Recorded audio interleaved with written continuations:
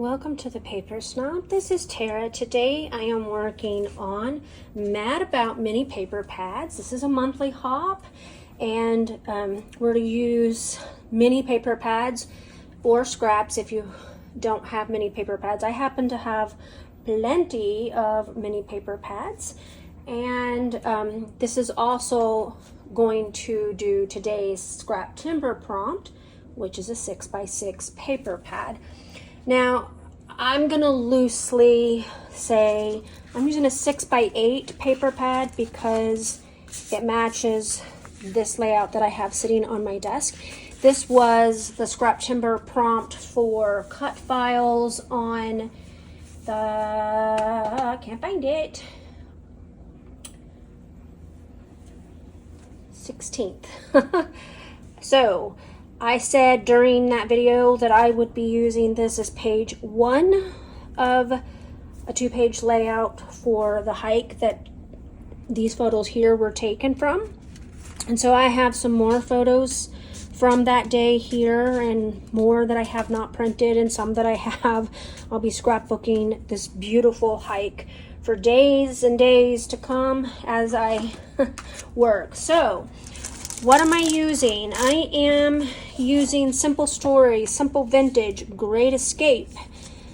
It's a 6x8 paper pad. For embellishments, I have my Fernwood and a pack of Storyteller butterflies. I don't know if these are going to get used. I've been keeping those with my Fernwood. I have a bunch of Fernwood scraps that are probably not going to make it onto this layout. But I do have a ton of embellishments left over. And I used some Spectrum Gardenia film strips on this layout here. So I'm going to go ahead and pause. I'm going to get started with this. Not real sure where I'm going, but I'll figure it out before I come back. I'll be right back. I don't know how many of you are familiar with Scrapbook Generation and Allison Davis.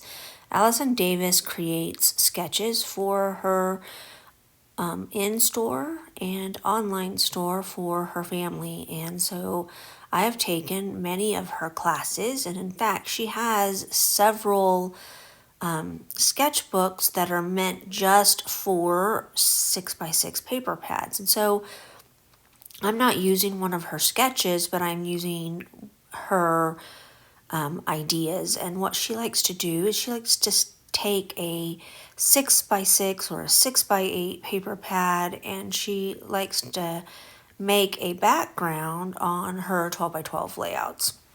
And so that is what I'm going to be doing. I don't know that she has a layout exactly like the one that I'm going to be doing, but I just wanted to give credit where credit was due. So because I only had one piece picked out that was actually 6x8 or 1x8, I had to cut a bunch of the other strips down into 1x4, and I'm going to be piecing them together.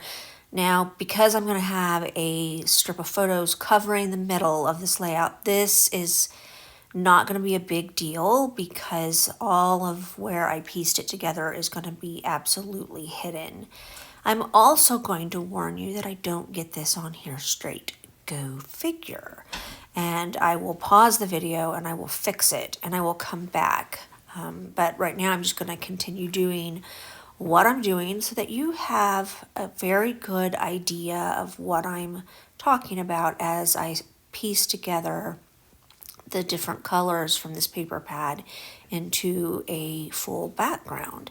I have played with this concept design many times, both with Allison Davis's sketches as well as after doing a couple of them, I can just kind of do this on my own.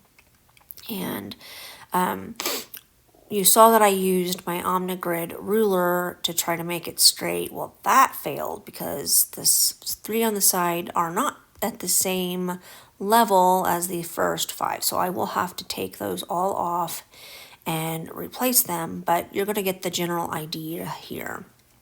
I did also try to tape down my ruler with washi, and I think really what happened is because I was trying to keep everything in camera or in in the video so that you could see what I was doing.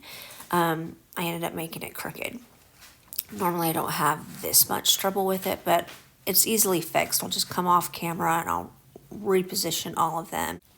All right, one of the ways that you could prevent getting them on there crooked is you could take your ruler and you could draw a line and just line them up that way and then erase the pencil line. And I wasn't going to do that because I was trying to get this done in a hurry.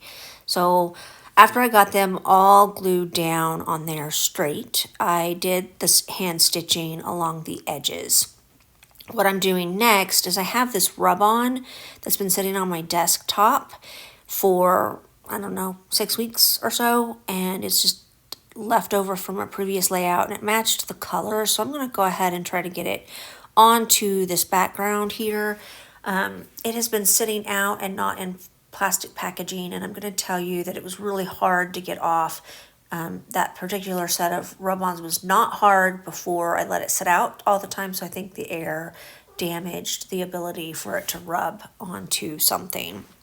I'm trying to bring the concept of the film strips to the second page, and I'm just making like a little crisscross over here on the lower right hand side with these 2 small film strips. Now I'm going to go in and just add some wet glue to some of the edges of my strips so that they all stay flat, and I'm using those film strips as a base for my journaling. So I'm going to go ahead and glue down those, and I'm going to start adding a little bit of embellishments.